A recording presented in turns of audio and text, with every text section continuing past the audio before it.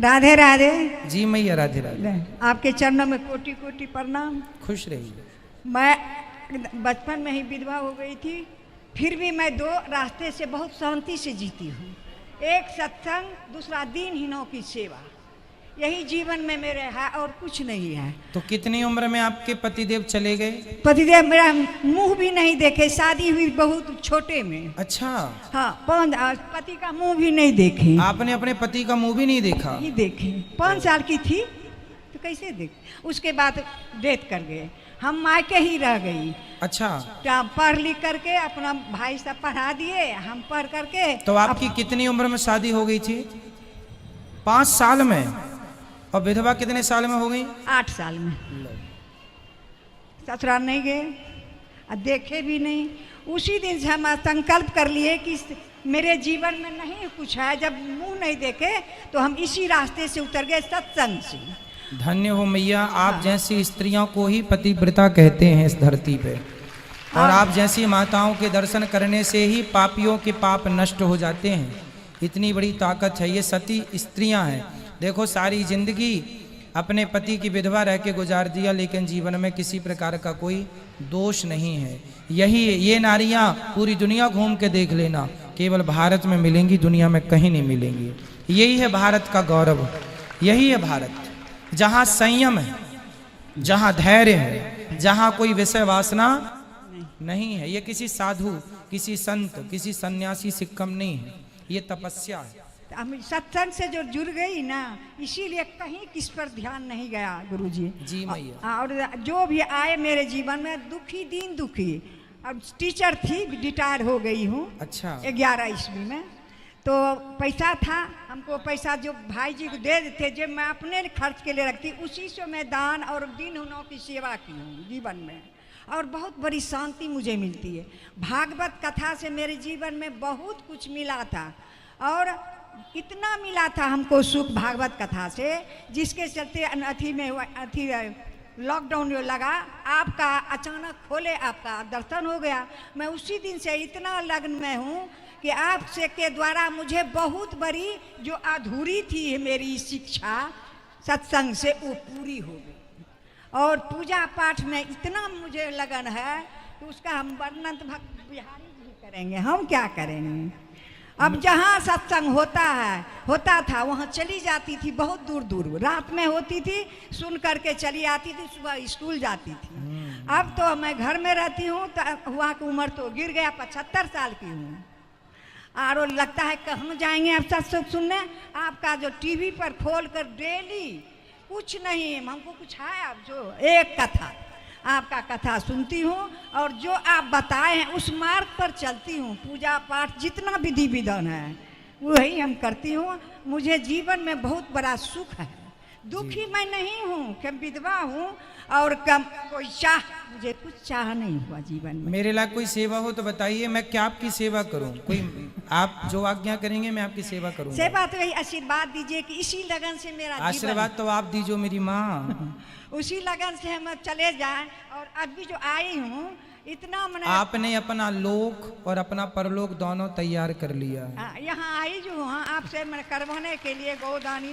जीवित में ही कर लेंगे, मरने के बाद कौन भतीजा करेगा। ससुराल नहीं गए तो नैहर में रह करके, बच्चे भाभी मर गई तो बच्चे 3 थे, उसको पालन पोषण करके शादी ब्याह कर दिए, 2 बहू है, और वही हमारा देख रेख करती है। मरने के बाद ये जो हम किए अभी 3 जग, ये हम अपना पैसा से किए, और भाई किसी को नहीं मांगे, भौजाई तो है ये नहीं है, हमें तीनों बच्चों पूर्ण रूप से अपने आप को भगवान को सौंप दीजिएगा। बस सौंप दिए बस। आपके कथा से तो इतना मैं प्रभावित हुई हूँ, उसका वर्णन हम नहीं कर सकते। और जब तक जीवन में रहूंगी तब तक आपकी कथा छोड़ूंगी नहीं।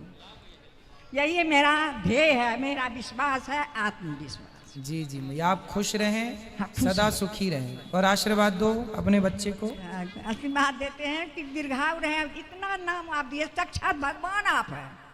हम आपका कथा सुनते हैं तो लगता है आंखों से आंसू गिरते हैं। कितना रोते हैं हम आपकी कथा से, वर्णन से, गाना से, भजन से, उसका वर्णन नहीं कर सकेंगे। बहुत रोते हैं बैठ के हम। जब आपकी कथा का आता है अंश कोनो, तो लगता है जी भर के रो लेते हैं, बैठ जाते हैं। धन्यवाद खुश बेटा। रहिए, खुश रहिए। बेटा धन्यवाद है कि आप मुझे आशीर्वाद दे के परलोक को चला। सुंदर, भगवान आपको सदा सुखी रखें।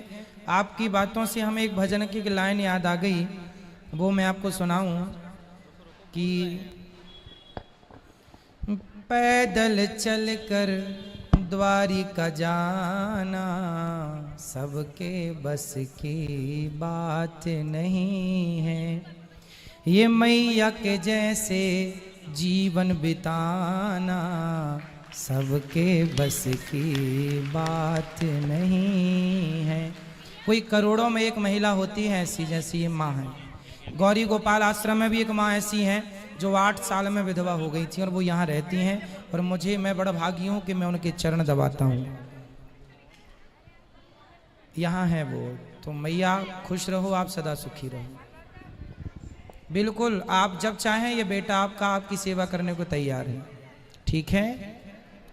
इसलिए हमने आपसे पूछा था मेरे लायक कोई आज्ञा, यदि आप यहाँ रहना चाहें तो ये दास आपकी सेवा करेगा। राधे राधे गुरुजी। जी बेटा, राधे राधे। मेरा आपसे ये प्रश्न था कि जैसा आपने एक बार बोला था कि दामाद को अपने ससुर को कंधा नहीं देना चाहिए जब उनकी मृत्यु होती है, तो फिर आपने ये भी बोला था कि अगर उनका कोई पुत्र नहीं है तो फिर वो अग्नि दे सकते हैं, क्योंकि बेटा समान तो है। अलग अलग सिचुएशन आ गई ना। यदि पुत्र है तो पुत्र ही दे, नहीं है तो फिर दामाद आएगा। क्योंकि भाई आपने देखा होगा ना, पिता की संपत्ति का अधिकारी बेटा होता है, पर यदि बेटा नहीं है तो बेटी होती है ना। बेटी और दामाद होते हैं। तो पहला तो बेटे को अधिकार है, दूसरे नंबर पे दामाद को अधिकार है।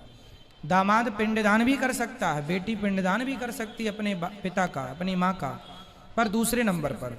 तो फिर कंधा भी तो दे सकते हैं। हाँ, तो दे सकते हैं ना।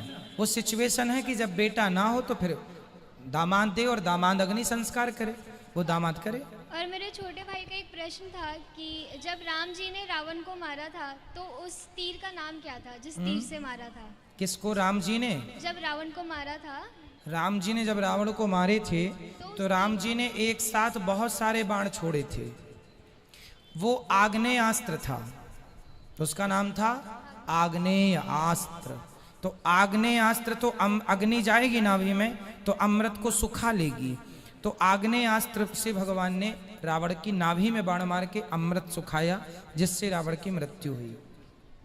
और एक और प्रश्न था कि जैसे अभी बता रहे थे कि जीव हत्या नहीं करनी चाहिए, तो मैं भी नहीं खाती हूँ, लेकिन जो मेरे दोस्त हैं मैं उन्हें जब बोलती हूँ कि नहीं खाना चाहिए, गलत बात है, तो वो बोलते हैं कि अगर हम इन्हें नहीं खाएंगे तो इनकी जनसंख्या इतनी बढ़ जाएगी, फिर वो हमें खाने लग जाएंगे। तो उनसे बोलो कि मनुष्यों की भी जनसंख्या तो बढ़ रही है, अपने माँ बाप को खा लो। भाई मनुष्य भी तो बढ़ रहे हैं, अनकंट्रोल हैं, तो का आदमी को खाने लगेगा कोई?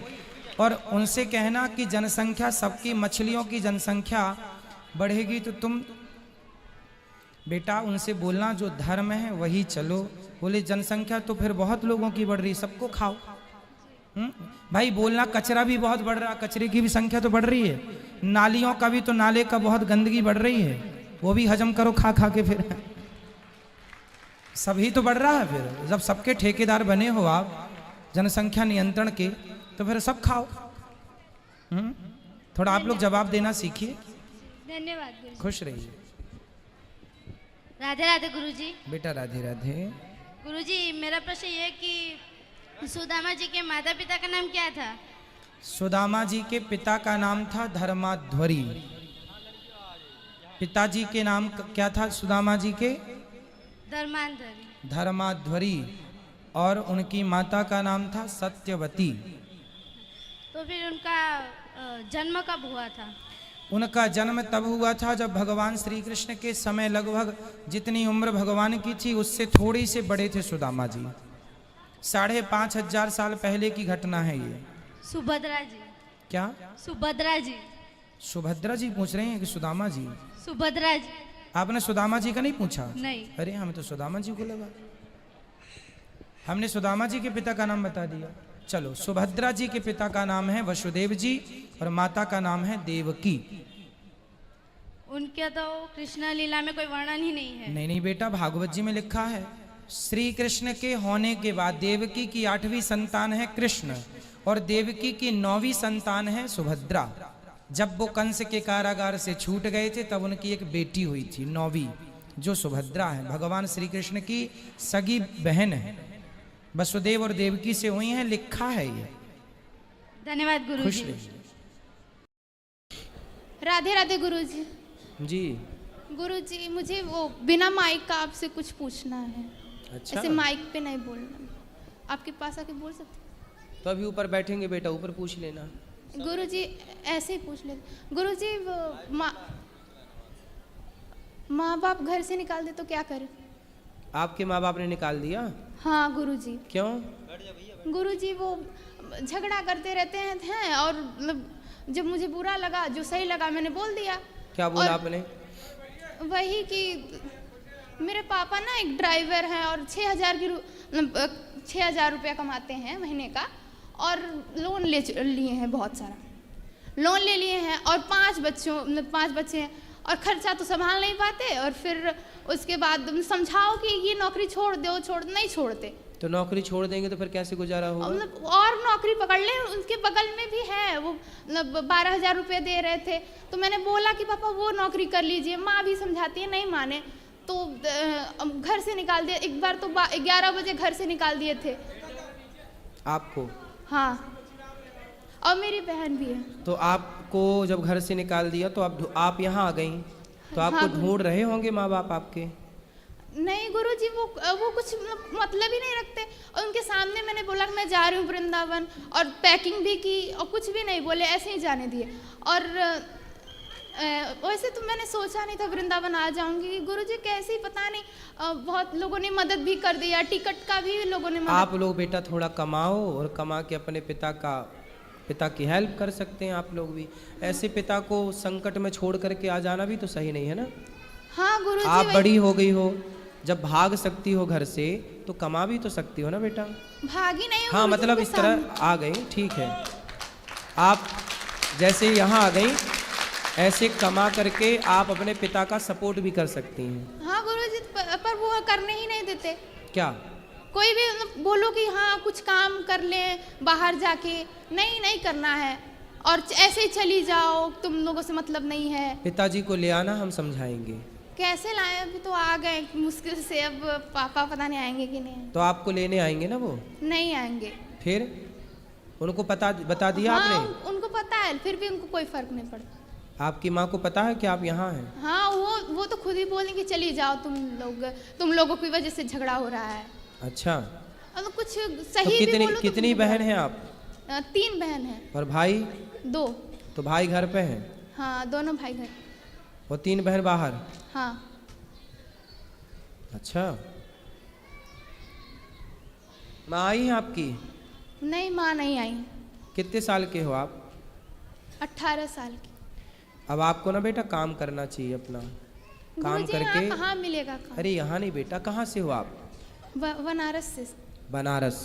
बनारस तो खुद अपने आप में बड़ी जगह है, वहाँ ढूंढ वहाँ लो। एक छोटा सा गांव में रहती हूँ ना, मरुई का। हाँ तो बनारस में काम कर लो ना, बनारस के पास गांव है तो बनारस में बहुत सारे काम मिल जाएंगे। कहीं भी काम कर लो, कहीं भी काम कर लो, तीनों बहन काम करो, मरुई गाँव। और पैसे कमाओ, और पैसे कमा करके आप लोग अपने पास रखो, उसको पिता की हेल्प करो, जो बन पड़े करो। पर बेटा ऐसे कहीं ना जाओ, आप सेफ नहीं हो बाहर, है ना। गुरुजी, मैंने सोचा नहीं था कि यहाँ आ जाऊंगी। चलो आ गई, बिहारी जी ने बुलाया, अच्छा है, पर अब जल्दी से घर जाना है। संत जी, अगर इनका घर मरुई है हाँ तो अपने पिता से आदेश लेकर आए। मेरा इंटर कॉलेज चलता है। अच्छा, अगर कुछ पढ़ी लिखी हो तो इनको मैं काम दे दूंगा। वाह, देखो आपको ये काम दे देंगे। जहाँ की है मरुई, उसी के बगल में हम भी रहते हैं। देखो ये आपके पड़ोस में रहते धारी हैं, नेवादा, लो बाबतपुर के इनका पास। नंबर ले लेना बेटा, और ये देखो आपको काम देंगे। ऐसे ना बाहर ऐसे नहीं भागते बेटा, कहीं जाते नहीं है। अपने पिताजी को लेकर आए, लेकिन पिताजी को ले आना, पिताजी को ये समझा भी देंगे कि बेटियों के साथ दुर्व्यवहार क्यों कर रहे हो।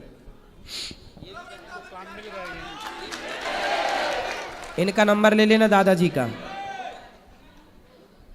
ठीक है।